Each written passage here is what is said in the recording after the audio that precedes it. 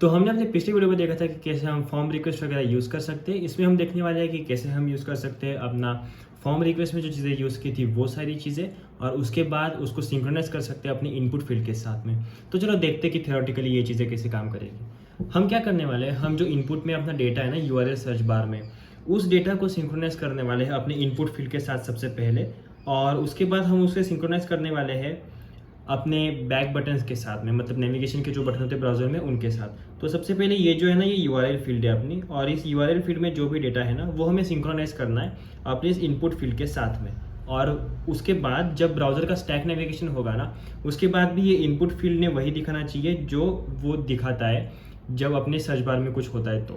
तो अभी ऐसे काम करता है चीज़ें कि हम अगर कुछ सर्च करते हैं तो वो नेविगेशन बार में आता है और उसके बाद इनपुट फील्ड में भी आता है। पर अगर हम बैक बटन दबाते हैं ना तो वो वहाँ पे नहीं आता। बैक बटन दबाने के बाद यूआरएल चेंज होती है पर इनपुट फील्ड में नहीं होता। तो मैं आपको दिखा देता हूँ कि वो कैसे होगा जब हम लैपटॉप की स्क्रीन पे जाएंगे। अब देखिए कि इससे सॉल्व कैसे कर सकते हैं। सबसे पहली बात क्या है, अपने पास सबसे मेन इशू है कि हम जब रीलोड करते हैं तब वो वैल्यू नहीं आती है। तो उसके लिए हम एक काम कर सकते हैं कि जब भी रीलोड होगा ना, तो रीलोड होने के बाद एक की होती है, एक एट्रीब्यूट होता है अपनी इनपुट फील्ड का। तो इस इनपुट फील्ड के इस एट्रीब्यूट को यूज़ कर लेंगे जिसका नाम है डिफ़ॉल्ट वैल्यू। ये नॉर्मल HTML या फिर नॉर्मल VIGS की स्पेसिफिक चीज़ है, ये डिफ़ॉल्ट वैल्यू वाली चीज़। बस HTML में अलग फॉर्मेट में लिखते हैं डिफ़ॉल्ट डैश वैल्यू, और यहाँ पे लिखते हैं कि डिफ़ॉल्ट वैल्यू कैमल गैस में। तो जब रीलोड होगा तो रीलोड के बाद हम क्या कर देंगे, ये डिफ़ॉल्ट वैल्यू वाले चीज़ को फीड कर देंगे अपना क्यू वेरिएबल जो हमने कल के वीडियो में लिया था। तो इससे ये इशू सॉल्व हो जाएगा। अब दूसरा इशू है कि बैक बटन दबाते तो सिंक्रोनाइजेशन नहीं होता। तो उसके लिए क्या करेंगे, ये यूजरेफ होके जो कि रिएक्ट प्रोवाइड करता है, जिससे हम किसी इनपुट फील्ड या फिर किसी भी HTML एलिमेंट को या फिर नोड को रेफरेंस कर सकते हैं। और उसके बाद अपना ये यूज इफेक्ट नाम का होके जो कि हर रेंडर पे रन करता है या फिर हर डिपेंडेंसी चेंज पे रन करता है। तो हम ये दो चीज़ें यूज़ करेंगे। अपना ये यूज रेफ है ना, ये यूज रेफ पॉइंट करेगा इस इनपुट फील्ड को। जब ये इस इनपुट फील्ड को पॉइंट करेगा तो इसके पास इसका एक्सेस आ जाएगा। इसका एक्सेस आने के बाद हम क्या करेंगे, ये जो क्यू वेरिएबल मिलता है ना हमें, ये वाला क्यू वेरिएबल इस यूज इफेक्ट की डिपेंडेंसी में डाल देंगे। जब इसकी डिपेंडेंसी में जाएगा तब जब ये क्यू चेंज होगा ना, तब ये यूज इफेक्ट रन करेगा प्लस पहले रेंडर पे रन करेगा। मतलब क्या, जब ये रेंडर हुआ, ये जब ये आ जाएगा तब हम क्या करेंगे, यूज इफेक्ट एग्जीक्यूट होने के बाद सीधा इस फील्ड को इससे जो टारगेट किया है ना, इससे वैल्यू सेट कर देंगे जो कि क्यू की वैल्यू है। तो हमारे बैक बटन और नेक्स्ट बटन वाला भी जो है ब्राउजर स्टैक नेविगेशन वाला, वो भी इशू रिजॉल्व हो जाएगा। तो आई होप आपको ये चीज़ें समझ में आई होंगी। चलते लैपटॉप की स्क्रीन पे और देखते हैं कि हम इसे प्रैक्टिकली कैसे यूज़ कर सकते हैं। तो सबसे पहले यहाँ पे आएंगे। यहाँ पे आने के बाद अपना जो हर बार का मेथड है, टर्मिनल खोल लो और कर दो npm run dev।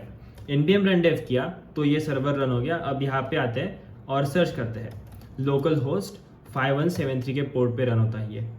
तो ये हमने बनाया था उस दिन। यहाँ पे अगर मैं सर्च करूँगा मेरा नाम, तो नाम ऊपर आ जाएगा। तो ये बेसिक था। इसके बाद जो प्रॉब्लम थी वो ये है कि अगर मैं इसके बाद ओम के आगे मेरा सरनेम डाल दूँ लोंढे और अब सर्च करूँ तो अब ये सही से सर्च हो रहा है। पर अगर मैं बैक बटन दबाऊँ तो ये चेंज होता है सही से, यूआरएल सही से चेंज होती है, लेकिन यहाँ की वैल्यू चेंज नहीं होती जो कि होनी चाहिए। मतलब ये सिंक्रोनाइज नहीं है। और सेकेंड चीज़ ये, अगर मैं फिर से उस पर चला जाऊँ और सब कुछ सिंक्रोनाइज कर दूँ फिर से, और अगर रिलोड करूँ तो देखना यहाँ पे वैल्यू आएगी, यहाँ पे भी वैल्यू रहेगी यूआरएल सर्च बार में, बट इनपुट में वैल्यू नहीं रहेगी। और वो कैसे देख सकते हैं हम, रिफ्रेश करेंगे तो ये दो चीज़ें जो कि यूज़र एक्सपीरियंस ख़राब कर रही है अपने एप्लीकेशन का।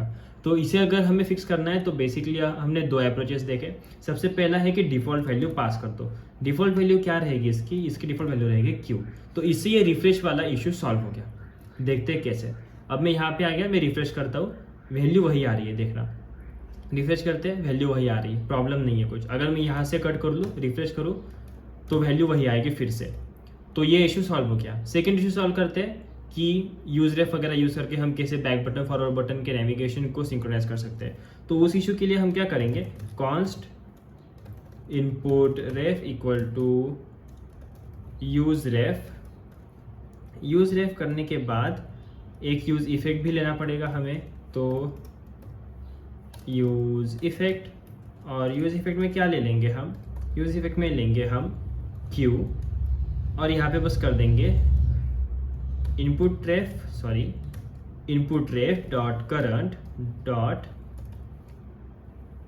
वैल्यू इक्वल टू क्यू, तो क्यू की जो भी वैल्यू रहेगी वो क्यू ए शायद नल भी हो सकता है, तो इसलिए ऑप्शनल लगाते हैं या फिर नलिश कॉल्सिंग करते हैं और उसके बाद नॉर्मल ब्लैंक स्पेस दे देते हैं। और ये इनपुट रेफ डॉट करंट जो है वो भी नल हो सकता है, तो इसके लिए हमें एक ऊपर चेक लगाना पड़ेगा कि if input ref dot current अगर ये होगा तभी ये करना, नहीं तो अपना एप्लीकेशन रन टाइम पे फट जाएगा, बाकी दूसरा कुछ नहीं होगा। तो ये लेते हैं और यहाँ पे डालते हैं रेफ, उसके अंदर ये देते हैं और चलो देखते हैं कि अपना नेविगेशन होता है कि नहीं। तो यहाँ पे आ गए, रिफ्रेश किया, अब देखना मैं आगे जाता हूँ पीछे जाता हूँ, दूसरे टैब में करके देखते हैं। चलो सबसे पहले मैं यहाँ आ गया, सर्च किया, सर्च करने के बाद मेरा नाम आ गया, ये सही है। इसके बाद मैं डालता हूँ लोंढे, इसके बाद मैं डालता हूँ कोडेड बाय ओम, जो कि यूट्यूब चैनल का नाम है जिसमें ई कैपिटल चाहिए, एंटर। तो ये सर्च हो गया।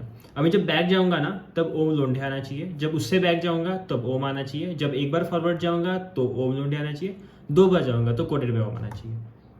ये आया ओम लोंढे, ये आया ओम, ये आया ओम लोंढे, ये आया कोडेड बाय ओम, और इस तरह से काम करेगा। और एक बार अगर फिर से दबा जाए तो होम पेज पे आ जाऊंगा ब्राउज़र के, तो ये है। अगर फिर से जाऊंगा तो ये आ गया। तो मतलब सारी चीज़ें सही काम कर रही है, एकदम रिजॉल्व हो गया अपने दोनों भी प्रॉब्लम। पहला तो सिंक्रोनाइजेशन जो कि बैक बटन फॉरवर्ड बटन पे था, और दूसरा था कि सिंक्रोनाइजेशन जो कि था रिलोड के पेज के रिलोड पे। तो आई होप आपको दोनों चीज़ समझ में आ गई होंगी। मिलते किसी अगले वीडियो में, तब तक के लिए थैंक यू, बाय बाय।